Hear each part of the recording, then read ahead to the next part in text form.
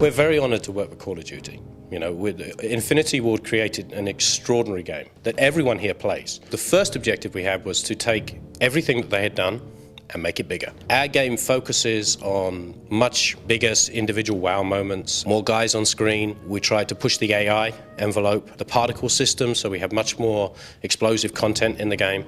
Basically to take everything that Call of Duty 2 is and then just take it even further. At certain points during the game, you're put into a very close camera first-person mode where you will need to perform an action. For example, melee hand-to-hand fighting. Basically, a German will leap out at you, will grab your gun, or you'll grab his gun, whichever way the fight happens to turn that time, and you'll be put into a very close camera and you'll have to perform new actions to defeat the German. Whether it goes to multiplayer or not, I'm not sure. We'll have to talk to our multiplayer team to see if they like it enough.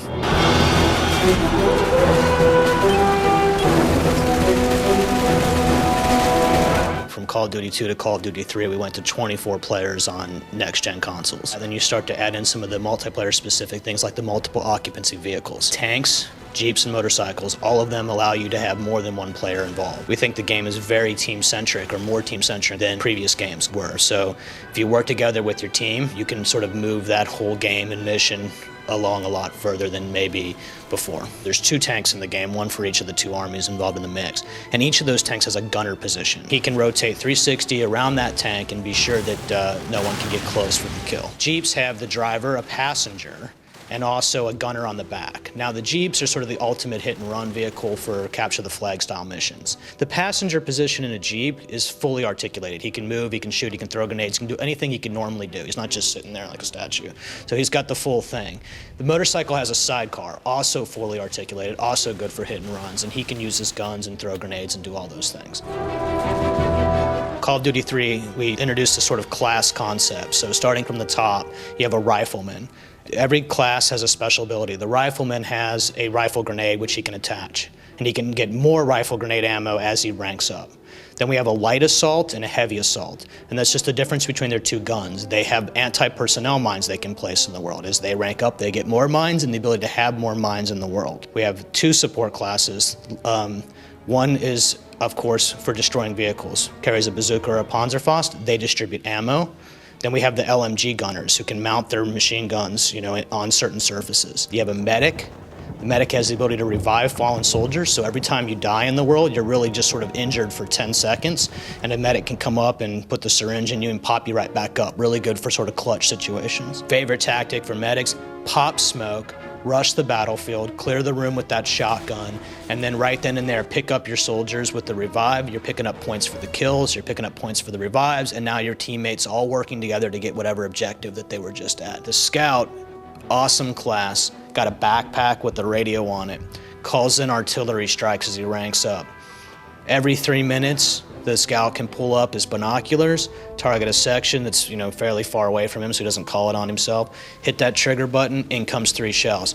By rank 3, he's leveling entire sections of the map. You start at rank 1 and you can go to rank 3, and what that does is sort of unlocks various things specific to your class. So in this simple example, of course, of the medic, you can revive faster, and by scouts can call more artillery strikes. What you get by ranking up on the weapons side, of course, is that the way the ammo counts matter for the specials, but you don't actually have anything new to the weapon.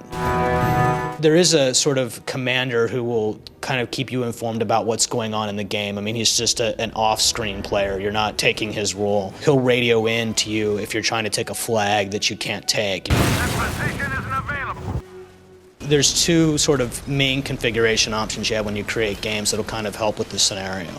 The first, of course, is that you can put auto team balance on. So that allows you to basically make sure that the teams are always even, and that even if you and I want to play on the same team together because we're that type of guy, we're going to cheat, we're not going to be able to once we get separated. That's a good measure. Another measure we put in is that team killing players will get booted out. We also have the concept of private slots on the 360. So of course you could have a 24-player game with just the people you want. You could say, 16 guys that I know and then the rest are open. So any kind of combination of those 3 things will sort of prevent that sort of hackery from happening, I think. You can actually invite players to ranked games, and that's actually really intentional. In ranked game scenarios, which you don't want to determine who you play against or it will impact your ranking. So this is actually a very conscious decision made on the part of Microsoft for ranked games games in the first place, and one that we honor absolutely. You can't kick people from lobbies. You can't invite people to rank games. We're going to let the ranking system provided by the Microsoft software to determine who you should be playing with.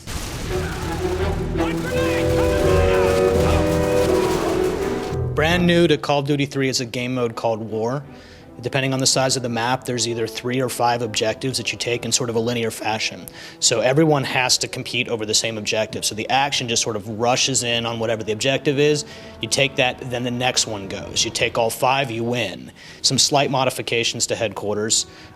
When you die while defending, then you can just sort of respawn. Timer gets incremented, but you're not tapped out. It's not a last man standing game, but you won't stay dead, so you can still get back in the battle. We also have Capture the Flag, which is very classic CTF rules, and we also have Single Flag CTF. We just call it Single Flag for short. Just one flag in the world, spawns in, everyone rushes to the flag, battle, battle, battle. Run the flag into the enemy base, so you're running against the defenders. So that's sort of the modification on that game rule.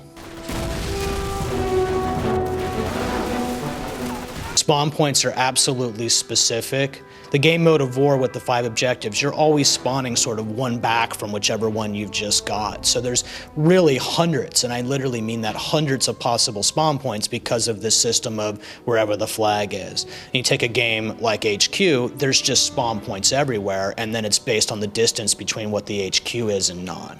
So we have some pretty good algorithm work where we try to spawn you close to your teammates but away from the enemy. Not every map has to be a big map to have a vehicle. Forest is not a particularly large level, and it has motorcycles. But you essentially, every map will come with vehicles, and those are the vehicles that we think are probably going to be the best scenario for that type of map. And each map is set up for this kind of different types of gameplay. Some guys love big vehicle maps with big vehicle battles. Some guys love big maps without a lot of vehicles. We have both. We suggest that you play with 12 players in certain maps because they're smaller. But we don't prevent anybody from playing any number of players in any map. You can play the largest map with 4 players. You can play the smallest map with 24 players. There's 9 maps that'll ship on the disc for multiplayer in next-gen games like 360.